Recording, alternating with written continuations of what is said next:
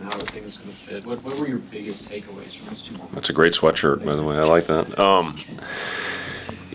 Two totally different games, Robin, and I think we learned a lot in both of those. Starting with the BYU game, it showed that we can compete with anybody in the country, and the length, the athleticism, the talent that was on that roster to go out there and play the way we did, and have adversity hit us in that game and have to find a way to finish it on a last possession to get a stop.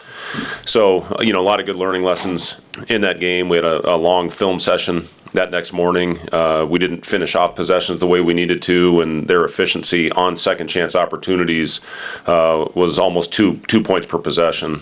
So they were very efficient, and that's been the theme for our team the last few years. When we finish off possessions, we're a really good defensive basketball team. When we don't, generally it ends in a three or a layup or a foul, and that's when we get ourselves in trouble. So, Midland, I thought, the activity that we had in that game, we talked a lot about our hands getting more deflections, and we got 45, which is a high since we've been here. So, defensively, I thought we took a step in the right direction. Offensively, I thought we settled a little bit in that second one, but once we got that thing moving in the second half, our offense really started to click. So, two really good opportunities and good games for us to get out in front of our fans, and we're excited to get rolling on Monday. For the volume of three-point attempts, what you expected when you assembled it? I mean, we took one mid-range shot in the second game, which is, it's what you want from an efficiency standpoint. You want to create shots at the rim, you want to get fouled, and you want to create open threes. As I just said, I did think we settled for a couple. And, listen, a lot of times flow will dictate shot selection. And in the first half, when we missed, I showed a sequence in film yesterday. We turned it over. We took a contested three. We had a good look, and then we took two more contested ones. So the flow of the game, we needed to move it more. We needed to try to get the ball into the paint. When we got it in the paint, our threes were much more efficient. And then in the second half, we made four in a row. And then Connor came down and took a quick one off a handoff. We'll take those, when we got a nice rhythm going. So, the flow of the game a lot of times will dictate that. But, I thought overall, when you look at the two games, the efficiency that we played with, I think it's pretty solid. And we were best when we got out in transition. We were 1.91 points per possession in transition, which is a good sign for us. We need to get more of those. But, overall, yes, I was pleased with the way things looked on the offensive end. Does it take a while to get a read on the maturity of a team, or could you even tell, after the BYU game, it was a nice result, the guys wanted to correct stuff and sort of how they've handled things? Yeah, we challenged them. We challenged them hard those next couple days of practice to make sure there wasn't complacency and that the guys didn't get comfortable, and they responded well. They came in ready to go after the day off on Sunday.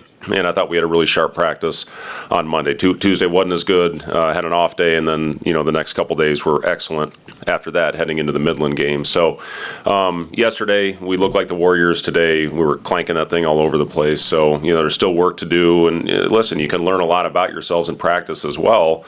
Yesterday, when everything was going great, the energy was high.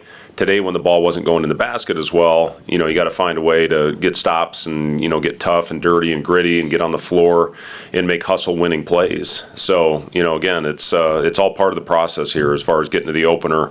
We're still learning a lot about ourselves. I still don't know exactly what the starting lineup's going to be or what the rotation is going to be. But, these are all valuable opportunities for our team to go out there and show that they belong on the floor.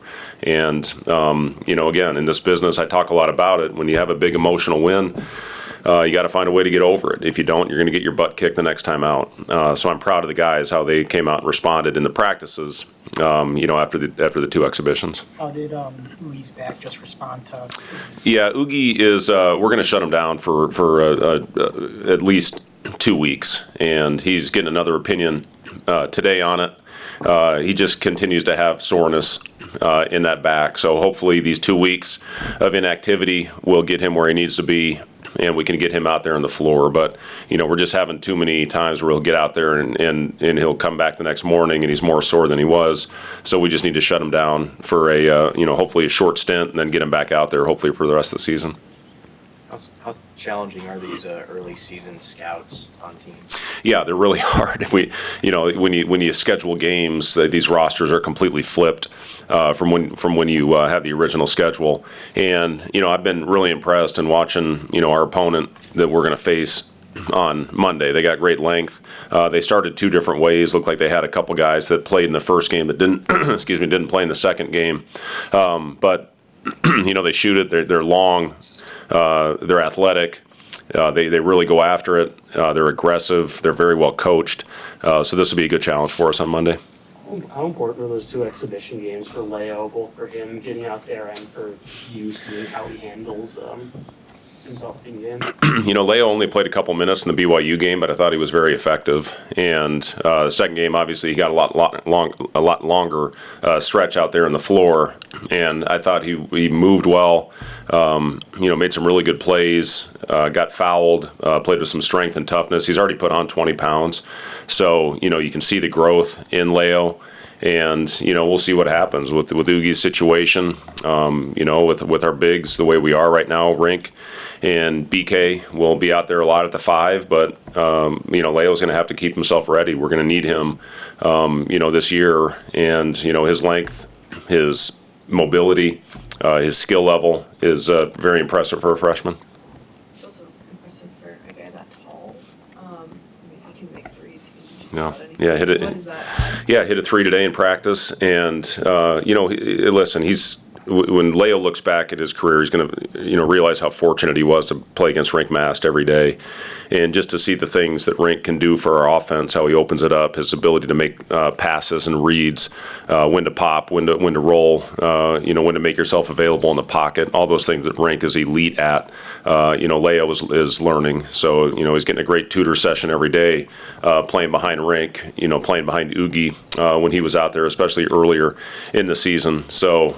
The kid's got a hell of a future, and we're excited for him, and there's a pretty good chance we're going to need him and need him a lot this year. You mentioned Rink offensively, but defensively, what did you guys miss with him off the court last year that you've seen reintegrated this year? Yeah, just Rink's attention to detail is as good as anybody I've ever coached. He's not going to overwhelm you with athleticism, but he's always got his hand in the right position. We try to take away the pocket in our pick and roll defense, being up at the level, and Rink is unbelievable at that, getting deflections and allowing our guards to get their hands active in the windows. When you look at the 45 deflections, Sam had 12 of them, I think Kale had 6 of them, and then Rink was next with 5. So just the things that he does out there on the floor, from an IQ standpoint, he's constantly communicating on both ends of the floor. We missed that.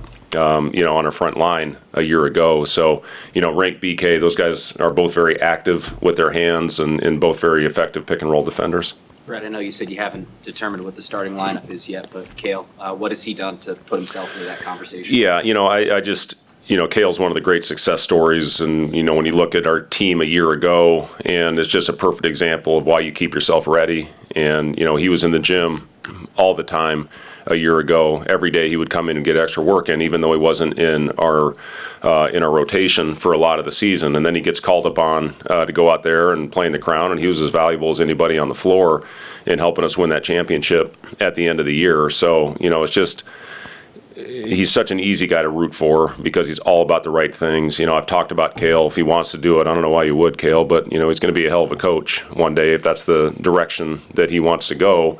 And, he comes from a great tree with his family of coaching. They all had Midland stuff the other day, but, Kale is, again, he's just all about the right things. You never have to worry about him. He's a great leader off the court. He spoke at the FCA meeting the other night, said he was a little bit nervous, but, he just, he does everything right. So, I'm happy for him. I'm proud of him, and, looking for a big year out of Kale. You talked about the response that you guys had in the days after the BYU exhibition. How much are you anticipating what that response is going to be now when you guys hit the court and these games count? Well, I talked about this the day after in our film session. We don't need to go out now because it counts and it's for real and change anything. We've been very effective. We've shared the ball. We haven't, for the most part, played in a crowd.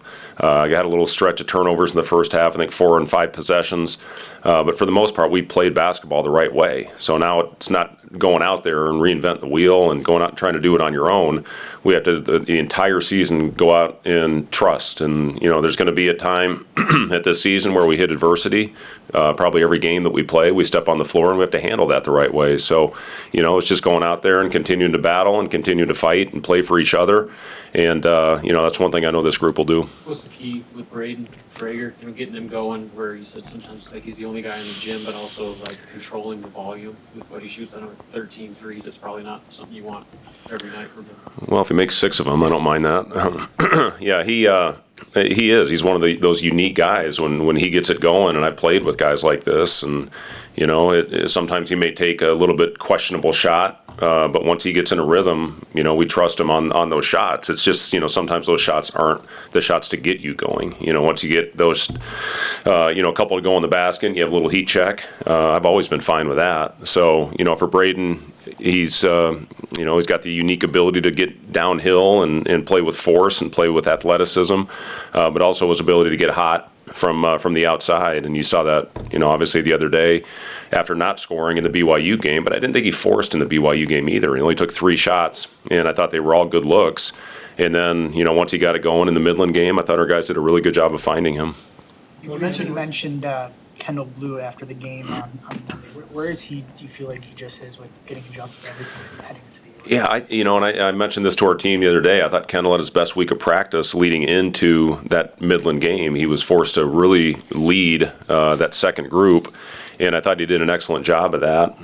His shot has really come on as the practices, as the fall practices and the training camp have progressed. But the thing I was really happy with Kendall is he made some toughness plays. He got in there, he got in the scrum. He had 5 assists, he had no turnovers, and those are the types of plays we're going to need out of Kendall. But I thought just from a leadership and a toughness standpoint, Kendall took a huge step in the right direction. And we're going to need Kendall's size at 6'7", especially once we get into Big Ten play. We got big, strong, athletic, physical guards in our league, so we're going to need that size. You said Barricade was going to be at the 5 quite a bit, him and Rink. How much more comfortable have you seen him look as kind of that primary hub and big man when he's the 5-man? Yeah, he played quite a bit of 5 last year, and we had some of our most effective lineups when BK was out there at the 5. With Rink not on the floor last year, so he's plenty comfortable playing that. BK's an unbelievably smart basketball player, and you even saw it in the game the other day where we set a 5-4 pick and roll, and he has that ability to bring it down the floor. We've really got 5 guys that can facilitate and get the ball into play and get into our offense. So having a 6'10", 6'9", 6'10" on the perimeter at the 4-5, it's a good luxury to have. With those guys being able to make plays. The things that you talked about learning from the 2 exhibition games, were there any glaring things where you're like, we got to improve on this heading into the regular season? Just constant, the communication, the toughness, all those little things, we talk about them every day, and we're really good at them when things are going well. I still worry, and I'm not the only coach in the country that's worried about how we're going to handle, adversity. But, that's the biggest thing with this team. When the ball's not going to the basket, how are we going to respond? Are we going to get nasty on that other end and find a way to manufacture points in other ways? And, I saw some of that. I saw growth in that second exhibition game with our hands and lengths. Now, obviously the talent isn't the same as what we faced in that BYU game, but I did think we took things that we learned in our film session and applied that to our practices to create more opportunities offensively from our defense, from our deflections, and that got us out in transition. So, the finishing off possessions, that's always going to be a concern for all of us in this position. But, the toughness, you find a way to win the 50-50 battle, you're going to win a lot of games.